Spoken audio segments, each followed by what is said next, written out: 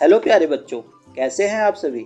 आज मैं आपको सुनाने वाला हूँ एक बिल्ले के न्याय की कहानी। तो चलिए कहानी शुरू करते हैं। एक बड़े भारी पीपल के पेड़ के नीचे एक तीतर रहता था। तीतर एक चिड़िया का नाम है। उसका घोंसला पेड़ के ठीक नीचे एक बिल में था। पीपल के आसपास जो भी छोटे बड़े पशु पक्षी रहते थे, उन सभी से उसकी बहुत गहरी दोस्ती थी। एक दिन तीतर अपने आरामदेह घर को छोड़कर खाने की तलाश में निकला। बहुत दूर उड़ने के बाद वह एक धान के खेत में जा पहुंचा।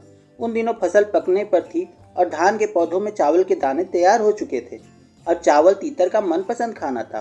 भोजन की भरमार देखकर वह उसी खेत में टिक गया और जी भर कर चावल खाता रहा।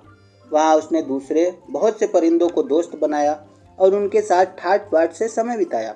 उस दिन वह घर वापस नहीं लौटा, दूसरे दिन भी नहीं लौटा और तीसरे और चौथे दिन भी नहीं लौटा। इस तरह उसी खेत में उसने कई दिन गुजार दिए। जिन दिनों तीतर बाहर था, उन दिनों कहीं से एक खरगोश आया। उसके रहने का कोई ठिकाना नहीं था। उसने तीतर का खाली घोंसला देखा तो उसी को अपना घर बना लिया। कुछ दिन बाद तीतर वापस आया तो अपने घर में खरगोश को घुसा देखकर बड़ा नाराज हुआ और पूछा, तुम यहाँ क्या कर रहे हो? यह तो मेरा घर है। खरगोश ने कहा, तुम्हारा? जब होगा तब होगा, अब यह मेरा घर है। मैं यहाँ एक दो नहीं कई दिनों से रह रहा हूँ। लेकिन तुम कैसे रह रहे हो? तीतर ने पूछा। यह घर मैंने अपने लिए अपने हाथों से बनाया था। मैं जिंदगी भर इसी घर में रहा हूँ।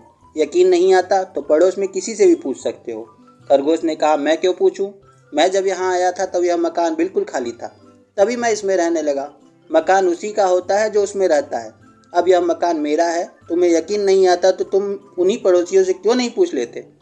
तभी तीतर चिल्ला कर बोला, यह सब बकवास है। मैं कुछ दिनों के लिए बाहर क्या चला गया, अब मैं वापस आ गया हूँ। फौरन मेरा मकान छोड़ो और यहाँ से मुंह काला करके भाग जाओ। यह कभी नहीं हो सकता। खरगोश ने कहा, यह मेरा मकान है, मैं इसमें रहूँगा और ठाठ से रहूँगा। इस तरह तीतर और खरगोश के बीच झगड़ा होने लगा। उनकी तूतू मैं सुनकर कई पशु पक्षी जमा हो गए। उन्होंने तीतर की बात सुनी और खरगोश का जवाब भी सुना, मगर कोई भी यह तय नहीं कर सका कि मकान किसका है। उन्होंने सुझाया कि मामला हल करने के लिए किसी कानूनी सलाहकार की सलाह लेनी चाहिए। इस पर तीतर और खरगोश दोनों ने अपना मामला किसी पंच के सामने रखने का निश्चय किया। मगर ऐसे उलझे हुए कानूनी मसले को सुलझाने के लिए योग्य पंच की जरूरत थी और ऐसा पंच खोजना आसान नहीं था। पंच की खोज में वो दोनों घंटों तक भटकते रहे। अंत में वे गंगा के किनारे पहुंचे। किनारे के पास उनसे कुछ ही दूरी पर एक बड़ा सा बिल्ला खड़ा दिखाई दिया। बिल्ले पर नजर पड़ते ही उनके कदम जहाँ के तहाँ रह गए। दोनों अच्छी तरह जानते थे कि बिल्ला कितना खतरनाक होता है।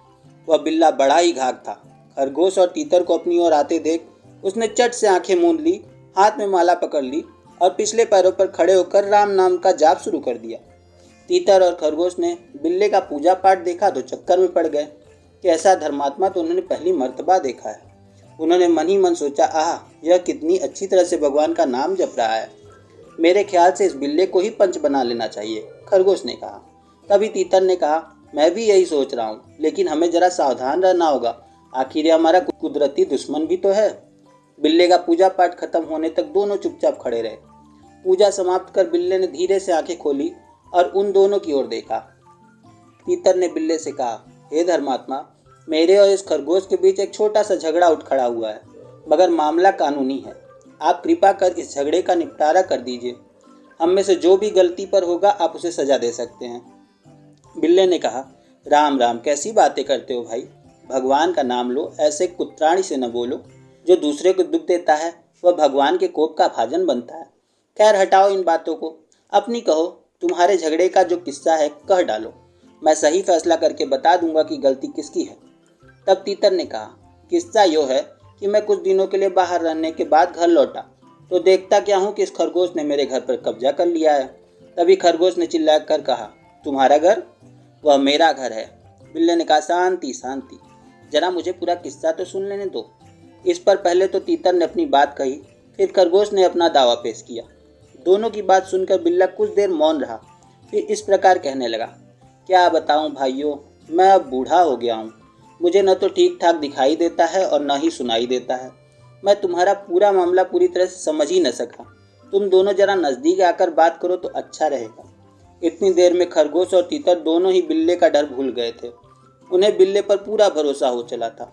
वो दोनों बेफिक्री से उसके नज़दीक खिसक आए और जैसे ही बिल्ले ने देखा कि दोनों उसके नज़दीक पहुँचे, अचानक बिल्ले ने बिजली की तरह तड़प कर वार किया और एक ही झपट्टे में दोनों का काम तमाम कर दिया।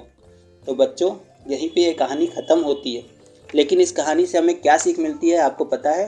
पहली सीख तो हमें ये मिलती है कि हमें आपस में मिलजुल कर रहना चाहिए और आपस में लड़ाई नहीं करनी चाहिए। और दूसरी सीख ये मिलती है कि यदि हम आपस में लड़ते हैं तो कोई भी तीसरा हमारी लड़ाई का फ़ायदा उठा सकता है। तो इसी तरह और नई कहानियों के साथ मैं आपको फिर मिलूँगा, और अगर आप लोगों को ये कहानी अच्छी लगी हो तो इस चैनल को लाइक और सब्सक्राइब कर दें। धन्यवाद बच्चों।